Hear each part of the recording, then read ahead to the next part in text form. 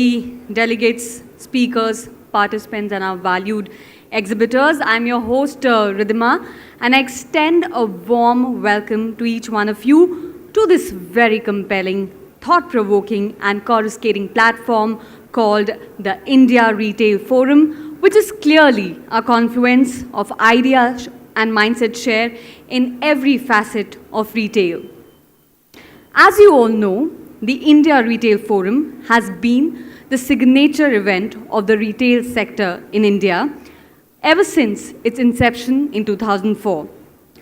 IRF clearly serves as a petri dish for some of the brightest visionaries of the retail industries who discuss, deliberate, and delineate the future of retail under this common roof. IRF, in its 15th year, attains global prestige and international footprint, becoming the part of the prestigious MAPIC portfolio with the internationally renowned and the most sought-after retail real estate platforms across Cannes, Italy, China, Russia, and of course, India. In these 15 years, we all know how the face and character of retail in India has transformed. As we gather here in 2018, India sits in the middle of dramatic change in our lifestyle and consumption habits. These changes are presenting a lot of challenges, but we are also sitting on a wellspring of potential opportunities. The period calls for collective wisdom and collaboration through honing our best practices, evolving newer formats and delivery models, so that we can grow the pie of that Indian modern retail industry together and in turn become more profitable and expand businesses for all of us in our own unique ways. That is why at IRF we have more than 2,000 senior level retailers, real estate developers, and retail technology specialists who have gathered here over the next 2 days for developing thought leadership and cutting-edge prowess for the retail ecosystem, with a blend of more than 160 plus global speakers, 100 plus exhibitors, and 750 plus promising retail brands making their presence felt on this compelling occasion. Ladies and gentlemen, the theme for this year's event, which aptly asserts the latent power of the Indian consumption and the retail story, is equally ambitious, transformational, thought-provoking, and inspiring. And the topic stands at the intersection of the promise in retail, how retail will shape India's future prowess as the top 3 economies of the world. In addition to the enriching discussions at IRF, at the Indian Omnichannel Forum, our concurrent event, you will be treated to watch some of the best-in-class technological innovations and avant-garde strategies to understand and navigate the ongoing consumption shifts.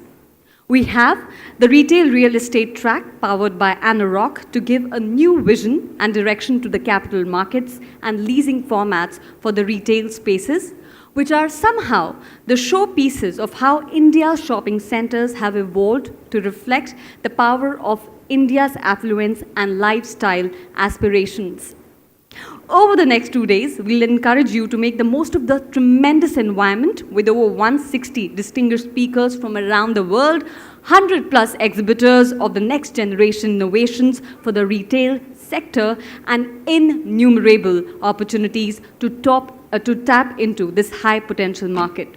With this, we welcome you all and truly hope that you find your story in retail transformed in some manner, and over the next 2 days, you should really find what you expected to find at IRF 2018. Welcome to this exciting journey of finding new ideas and making new friends and business partnerships at Mapping India Presents IRF. Can we give a big round of applause for this aspirational partnership that we really aspire to strike with each one of you?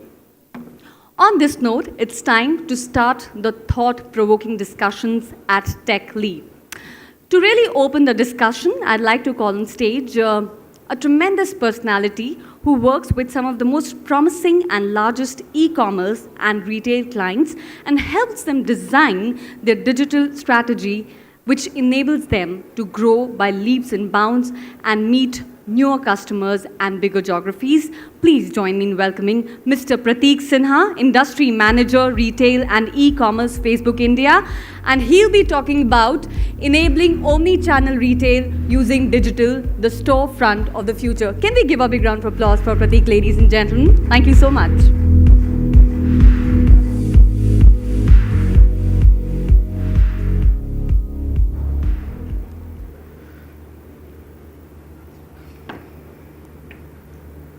Good afternoon, ladies and gentlemen. Thank you for joining us here today. Thank you, Ridhima, for that extremely warm introduction and welcome.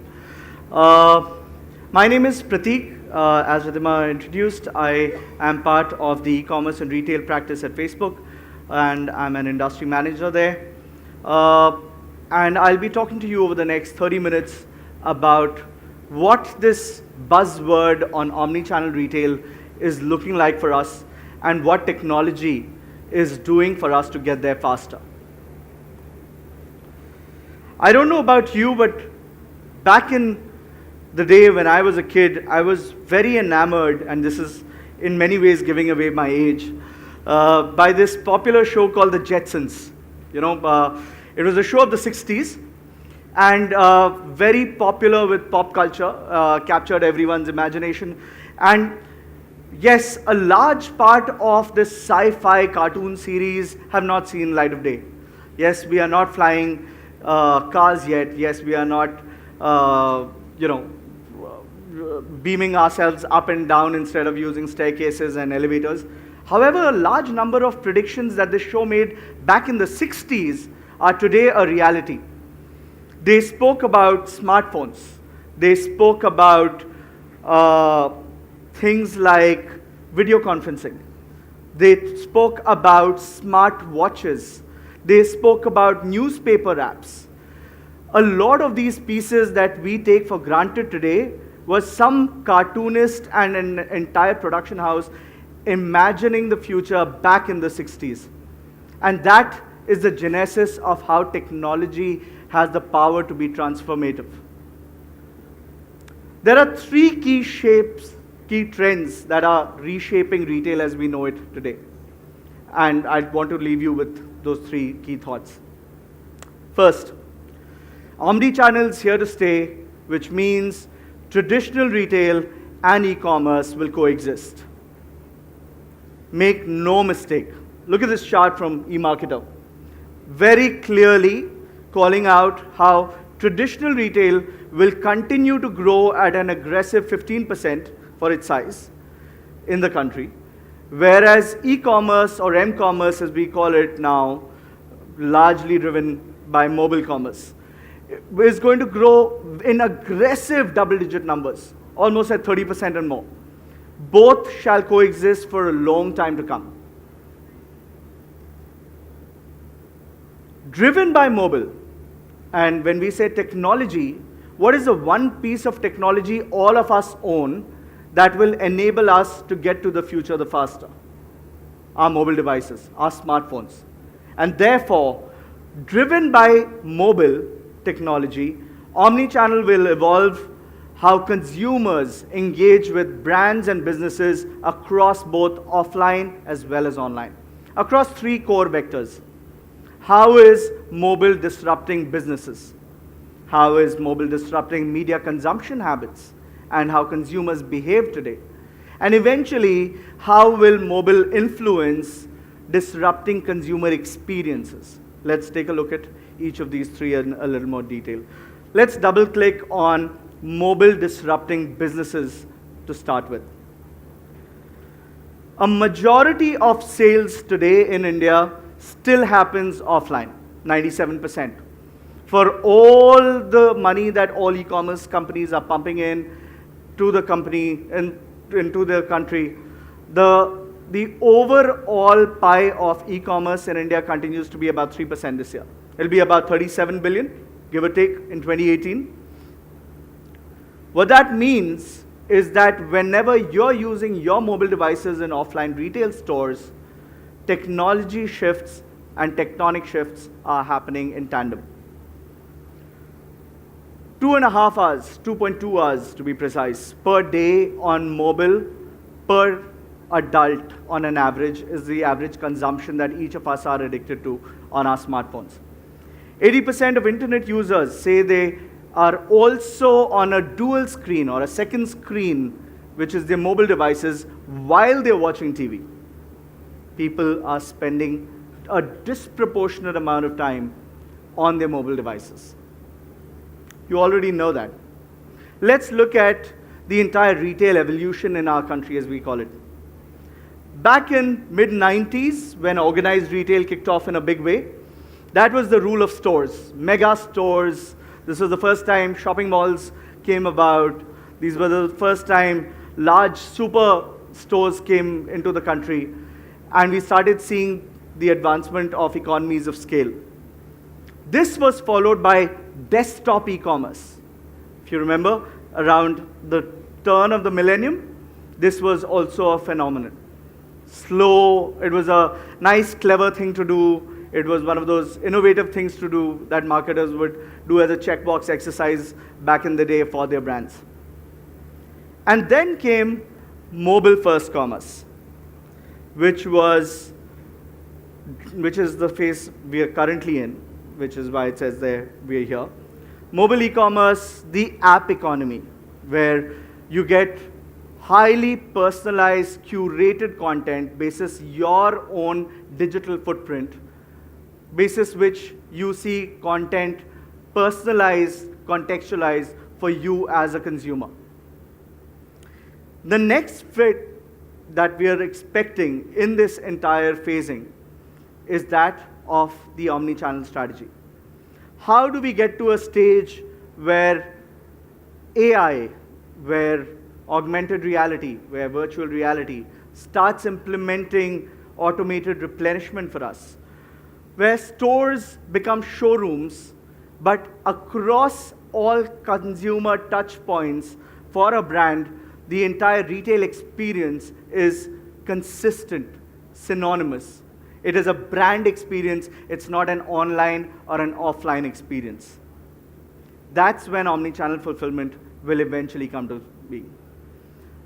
Eventually, and this is where I'm going back to the Jetsons idea, we are looking at getting into immersive commerce sometime really soon.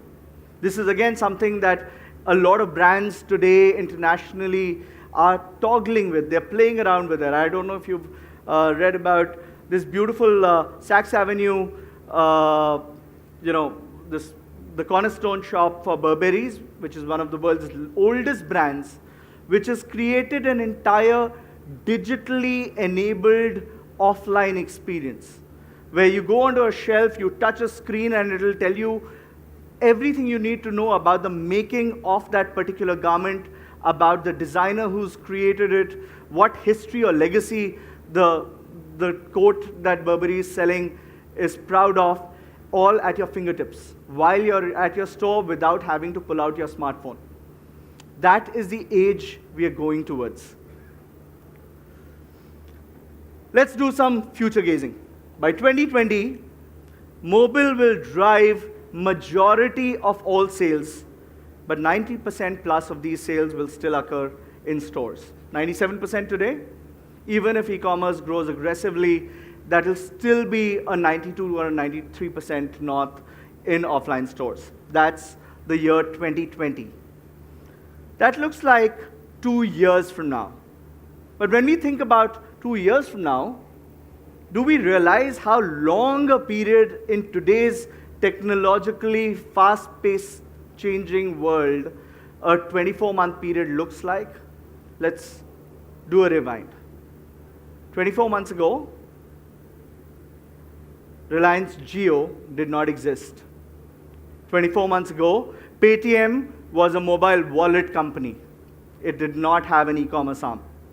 24 months ago, Future Group had not announced Retail 3.0. 24 months ago, Walmart was not interested in buying Flipkart. 24 months ago, Alibaba was not doing an omni-channel singles day, which it's been doing for the last 2 years now, successfully. 24 months ago, closer home for us, WhatsApp was not open for business. 24 months ago, Amazon Prime was just about launching in India, and the OTT space was just about coming up. While all of this was happening in India, globally, there were these huge brands that were losing fortune, and they lost their place on Fortune 500 lists. And that's where companies which were not adapting fast enough in a small 2-year horizon can be written off from being a behemoth not too long ago. 24 months ago, the US Postal Service, which was the largest such government body of its size, drove down its volumes by 50%. More than 135 magazines closed down in US alone.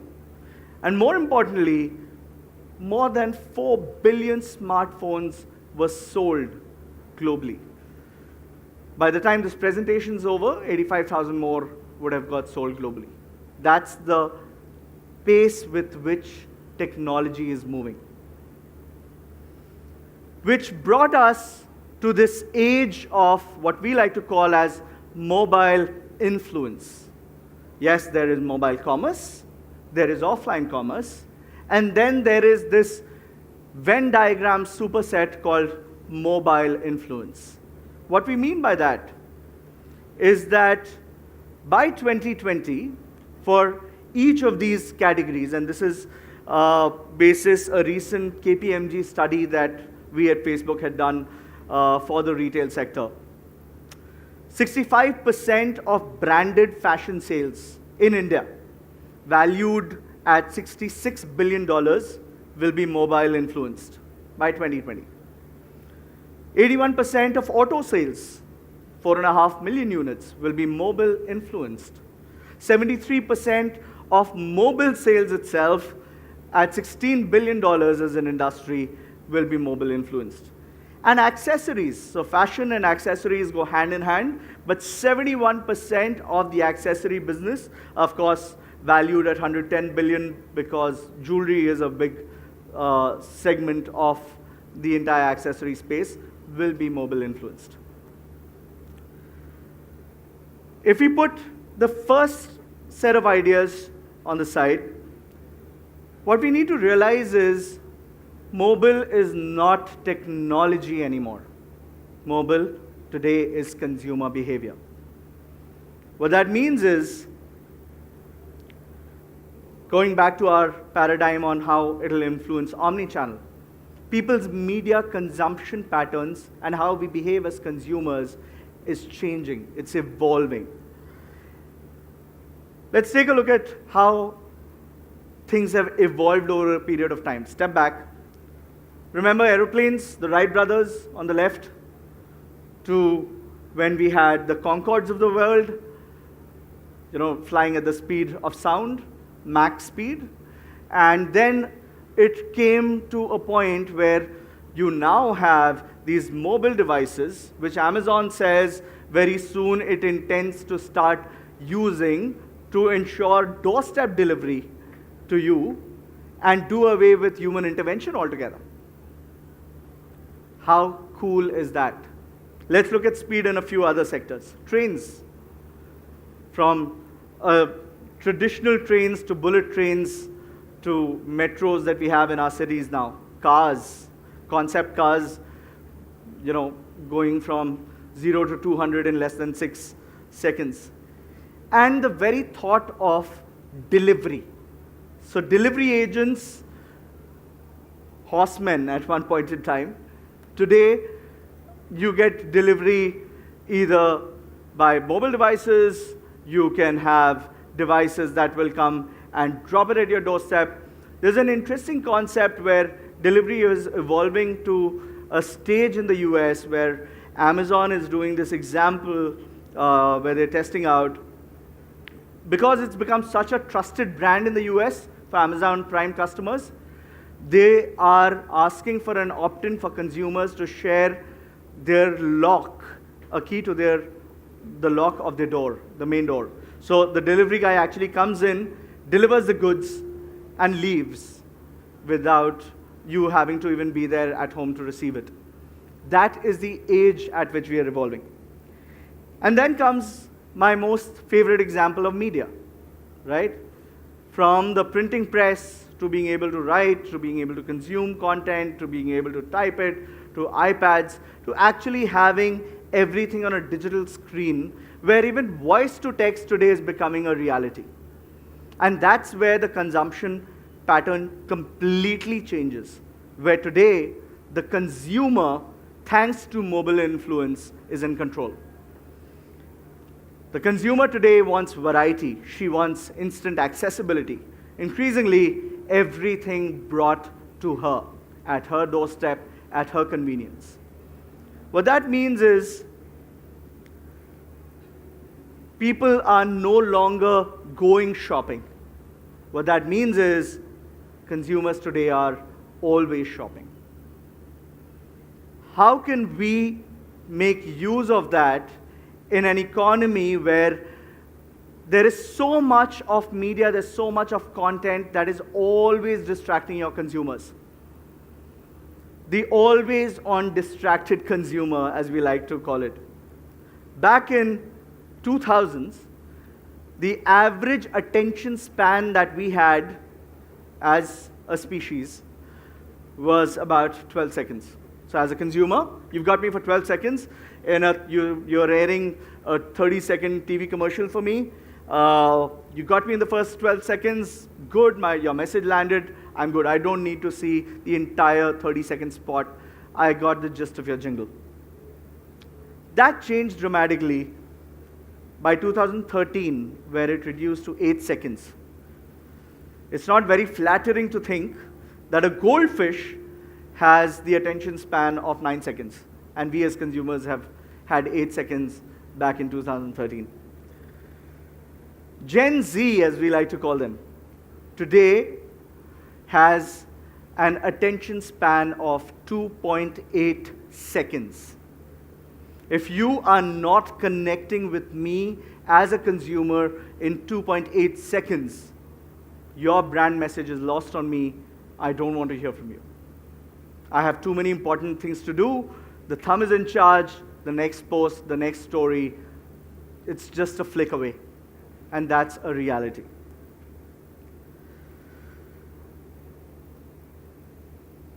Which brings us to the last point that we want to make, which is mobile is ideally placed to becoming the torch bearer for this shift to omnichannel as we speak it today. Why do we say that? Because omnichannel is already happening. This is your typical consumption behavior of a young adult today. You look at, the consumer sees a headphone ad on their mobile devices. The consumer gets more information, often through remarketing, when he or she is on their desktop or on their iPads, where they double-click and do comparisons. The consumer probably adds it to cart on their third device. But because audio quality is an important vector while deciding my next headphone, the consumer will walk into the store to try it out. Whether they complete the purchase in store or go back to the add to cart e-commerce site where they had placed it earlier, depends on the trust they have on the brand and the price that is being offered. So if that were to be true, how are consumers going through their entire journey on mobile? Let's look at a few more stats. 76% use mobile for discovery. Today, consumers say another 76% use it for shopping. And not, when you say shopping, not all of it is conversions. A large number of it could be browsing, could be shortlisting, should be adding to cart, could be comparing, but that's shopping as an activity that they're engaging in. 74% use it for post-purchase to seek information, for service-related queries, share their experiences on social media, and so on and so forth. And 42%, which is not a small number, mind you, use mobile to eventually transact and purchase. And that is the universe we are eventually moving to.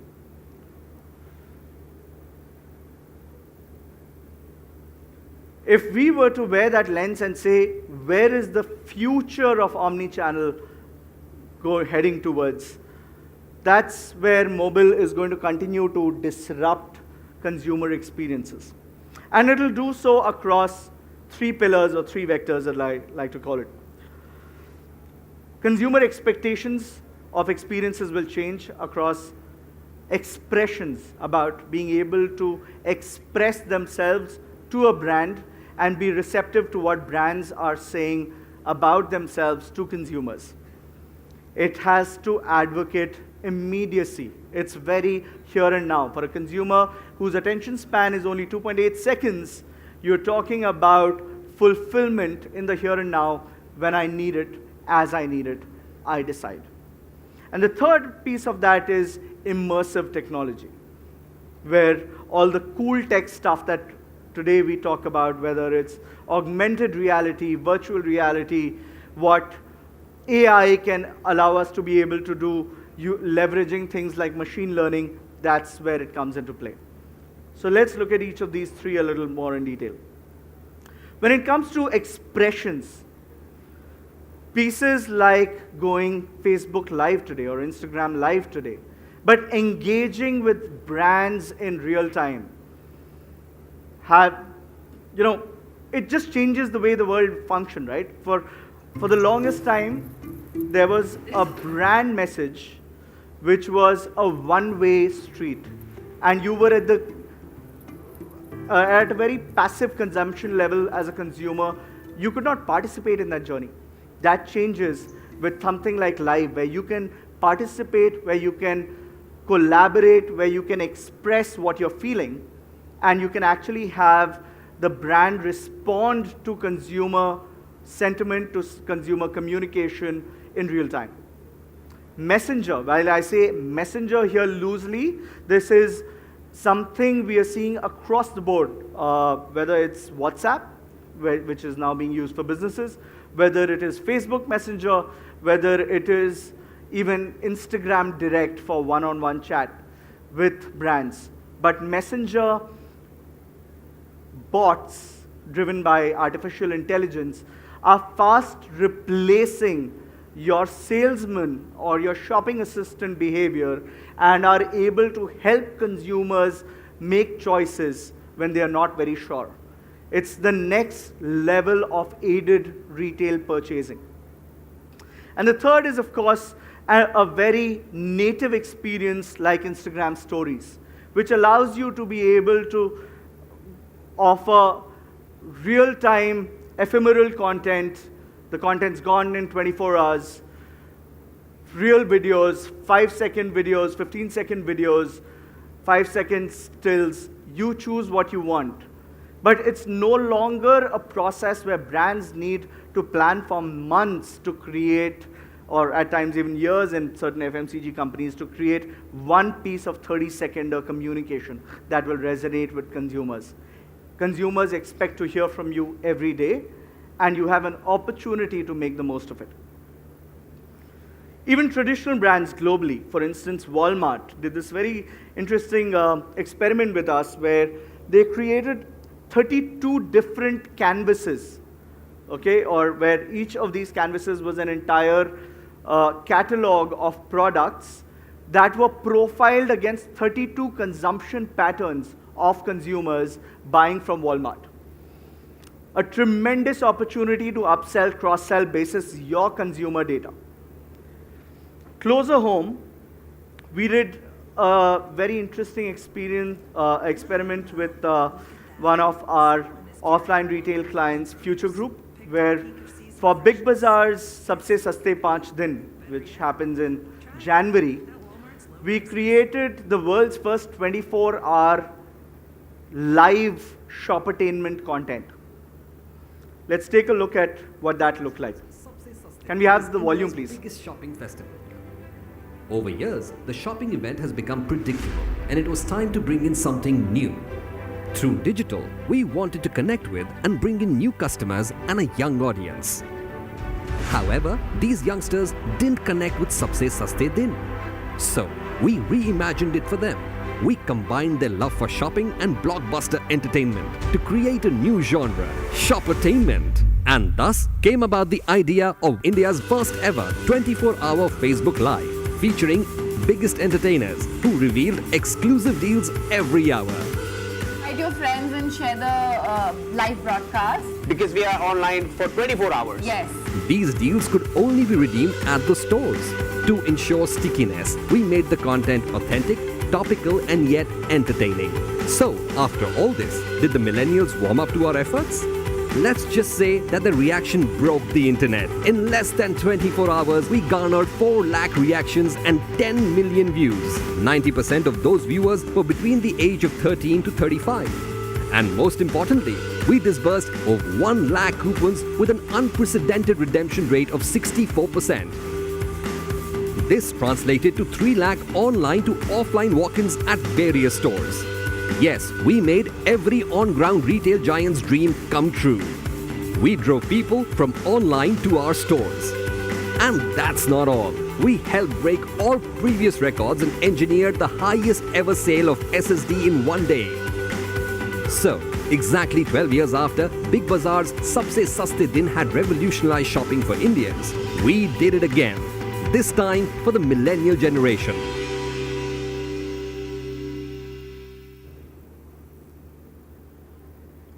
We spoke about messaging and how messaging businesses is becoming a very critical aspect for consumer behavior today.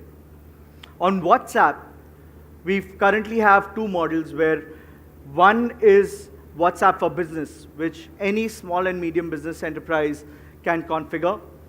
You can upload your entire CRM, reach out to customers with pointed messaging on a daily basis, and engage with consumers with a simple analytical interface, which allows you to be able to leverage the platform's data mining capabilities. On the enterprise version, you can also supplant your customer support efforts and move it entirely to WhatsApp. I don't know if a lot of you in the room have seen some of these integrations we've done with partners like Book My Show or Make My Trip and Go Ibibo or Flipkart and so on and so forth.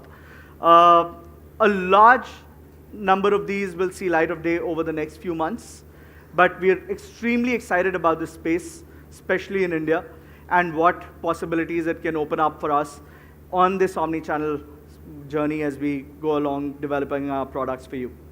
The second vector on that is artificial intelligence. So messaging, but having artificial intelligence back machine learning to create bots and supplanting that entire consumer journey where you have an experiential conversation with somebody who helps you guide you through the journey without there actually being a physical person on the other end.